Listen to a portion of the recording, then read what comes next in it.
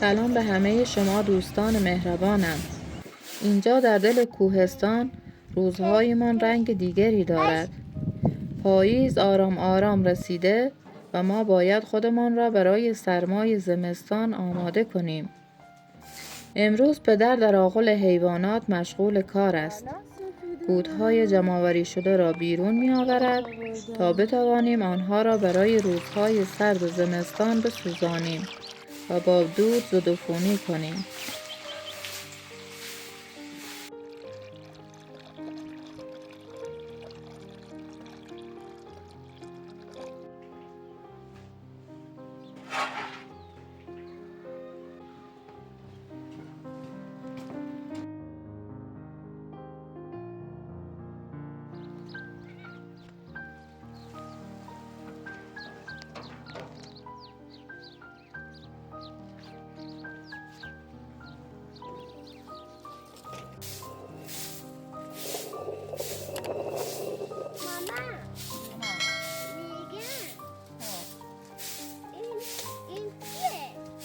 این آسکه یعنی آسیاب کوچک گندما را باشون آسیاب میکنن، آرد میکنن. اوکی فهمیدم.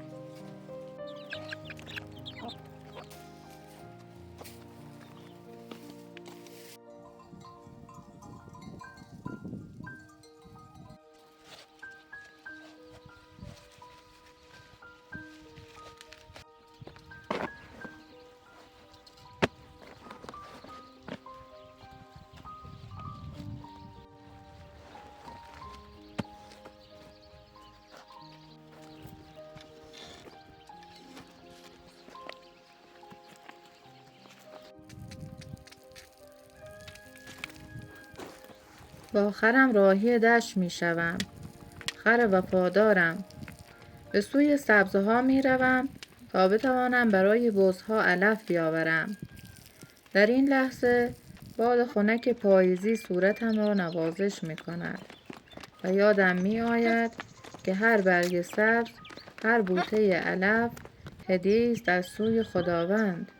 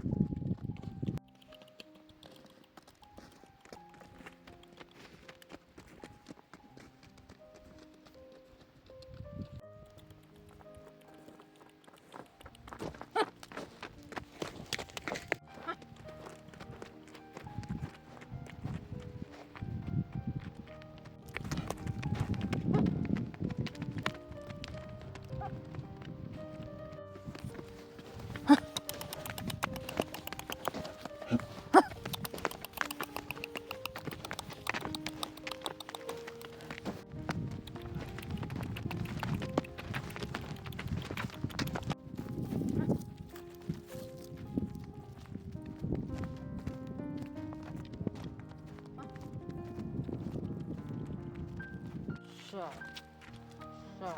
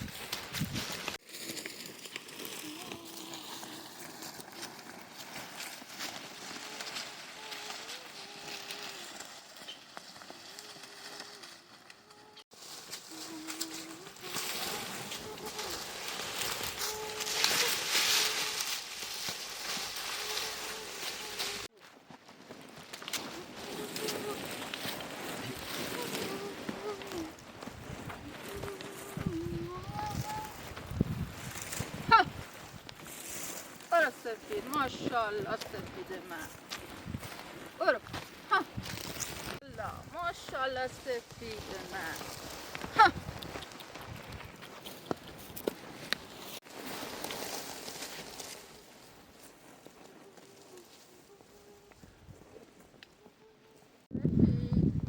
میدونی ما خیلی مخاطب داریم. مخاطبون میگن که سفید خیلی قویه. ماشاءالله سفید من.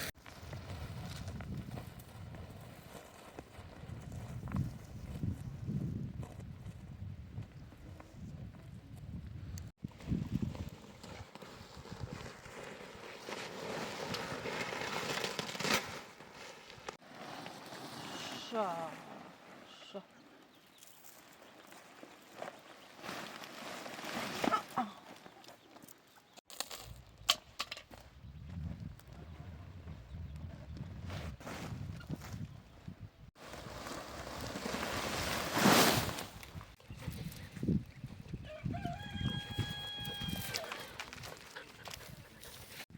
بیا سیاه بیا. سیاه من بیا. کت کت کت کت کت کت کت کت کت کت کت.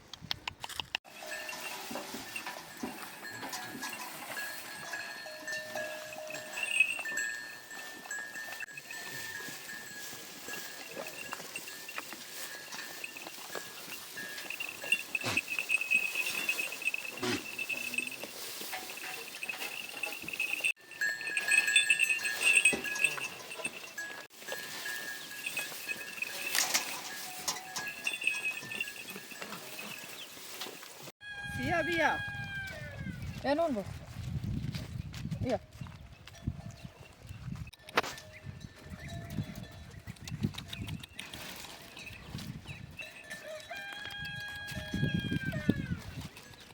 آفر.